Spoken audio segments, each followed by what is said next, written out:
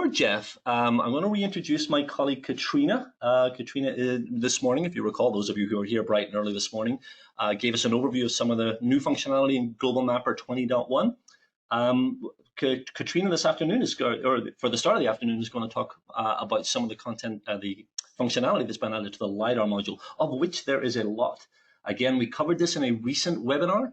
Katrina and I did this, I think, a couple of weeks ago, and those of you who attended, this will be a little bit of a repeat performance, but those of you who didn't, obviously, you're going to get the highlights of what has been added. Katrina, are you hearing me? Are we connected here? Just make sure your mic is on, and we'll make sure Katrina can hear me. Looks like she is muted still, so we'll wait to see if she is able to get her microphone turned on. And obviously, with a live presentation, we sometimes have to deal with technical issues, but hopefully these will be resolved.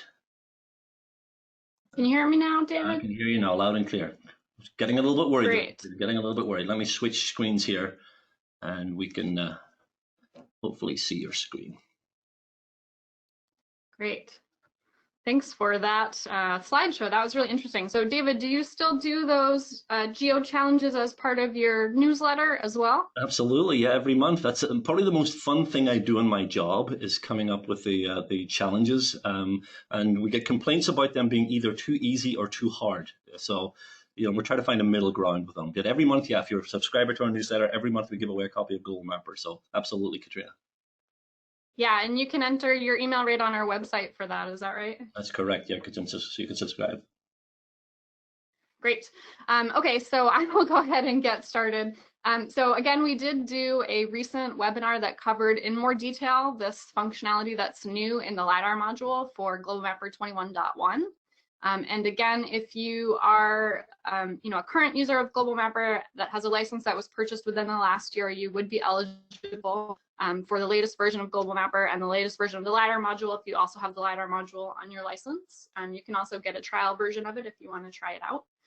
The first thing that I want to mention is we did do a little bit of reorganization. So as we're kind of continuing to expand the functionality that's included in the Lidar module, we were kind of reaching our length limit there in terms of our toolbars. So we have done a little bit of reorganization.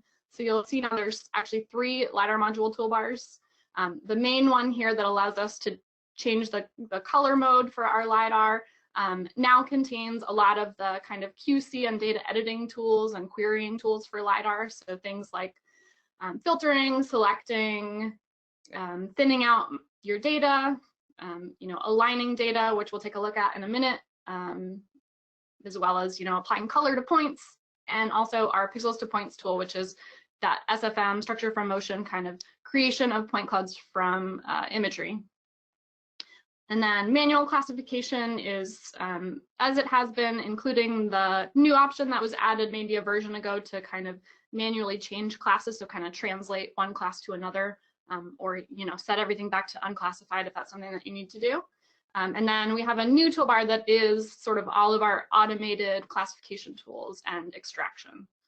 So just a little reorganization there to kind of put like things together and make it a little more intuitive, but you should see all the same buttons that were there in the past.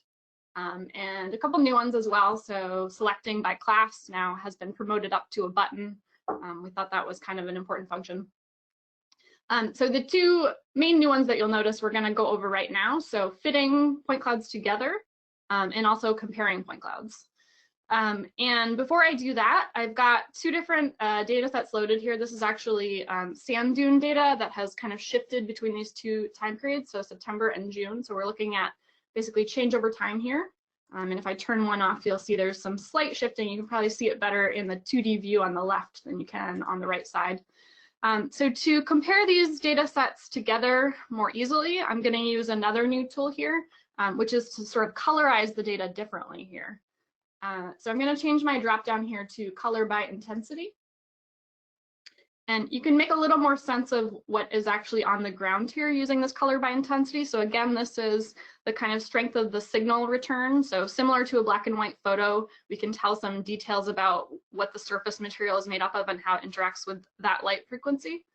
If I go into the layer options for my bottom layer here, What is new is actually to use that intensity shader and give it a color. So we can use the color ramp, which would be that Atlas shader if we want to.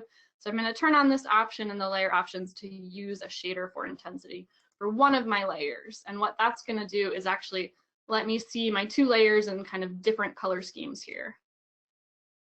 So that's one nice option for kind of seeing the detail of maybe 2 data sets, but actually coloring them by different different color ramps. And you can make your own custom ones. You know, maybe you want one to just be white to purple and the other one to be, you know, white to blue or something, or green or something that contrasts better.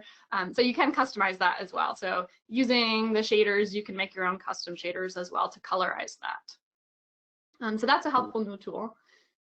Let's take a look at the change detection tool. So if you were around for Kelsey's presentation, I understand that she did some change detection by gridding the layers together.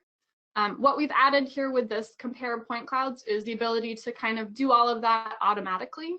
So detect that change between the 2 different data sets and find those points that have kind of a significant change. So beyond some threshold values that we can set. Obviously, 2 different time periods, there's going to be a little bit of variation, you know, normal deviation between the data, and we want just the significant points. So we do have ways to set that. So let's go ahead and run this tool.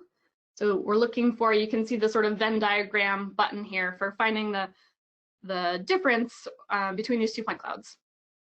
So I'm going to go ahead and look at the January data and compare it to September. So as I was talking about that minimum threshold, I have kind of a minimum distance that it has to have changed, and I can set that in linear units, or I can use point spacings, just as sort of an average statistic. But I want to say, you know, it has to be some amount of significant change to be considered, you know, something that I care about here. Another way that I can look for only significant areas of change is using how many points near each other have been changed.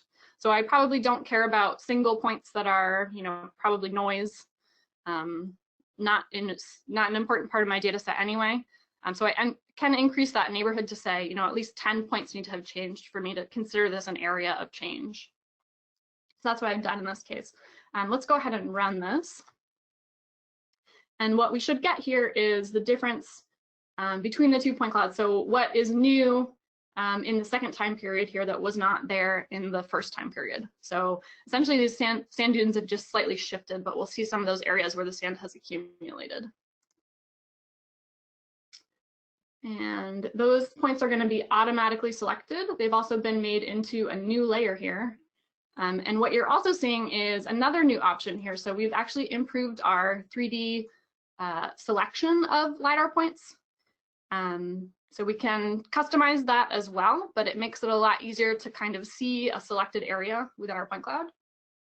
So you'll see that the selected points are kind of, they're bright gray color. They are actually part of the gray layer here, so not quite as interesting. But they are being highlighted compared to the surrounding points. And if I just use my digitizer tool here and select a little area, you'll see what that selection looks like in just a general area. So this makes it a lot easier to kind of highlight a particular area.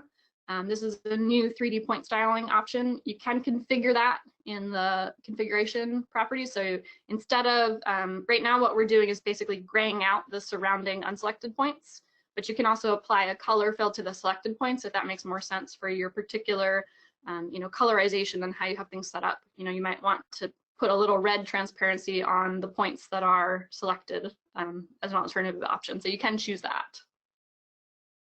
So a new selection styling option. I'm actually a little short on time here, so we'll see how we do with these other examples.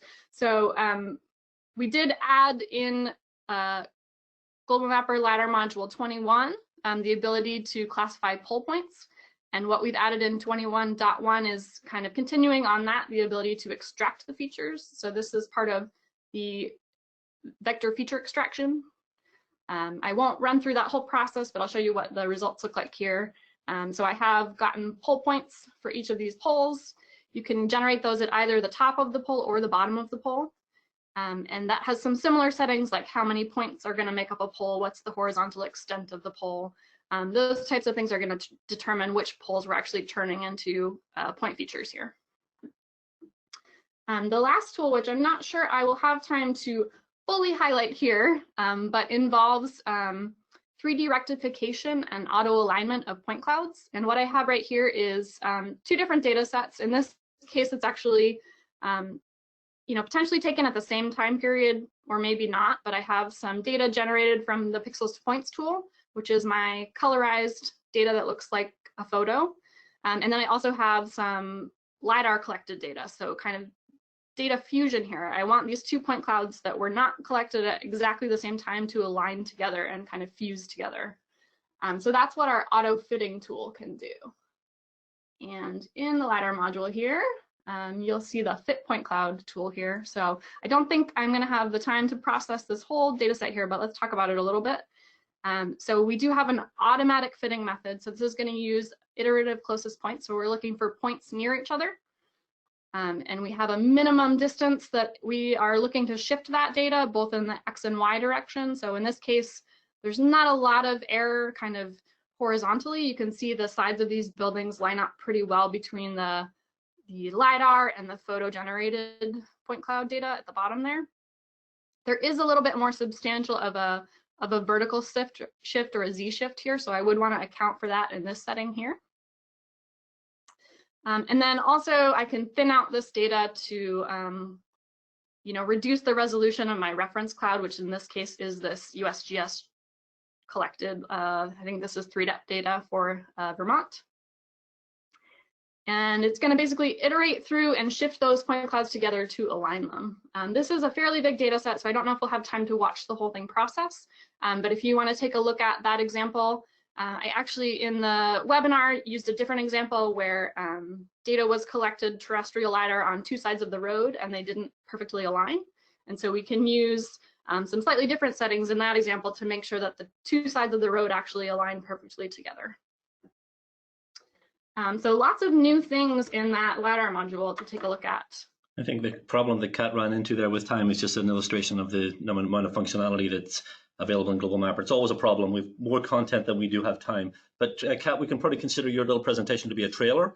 The full presentation. It is. I really want to show you these 2 point clouds stepping together, but we don't quite have time to let that process. Maybe in one of our GeoTalks Express presentations we can do more detail. In the meantime, there is the recording of the webinar, which we recorded a couple of weeks ago, which has, not using this data, but using a different data set. You can see this tool in action as with all of the other new LiDAR module tools. Thank you, Kat, and I apologize we cut you short on your presentation. No, It was a little okay. bit frustrating.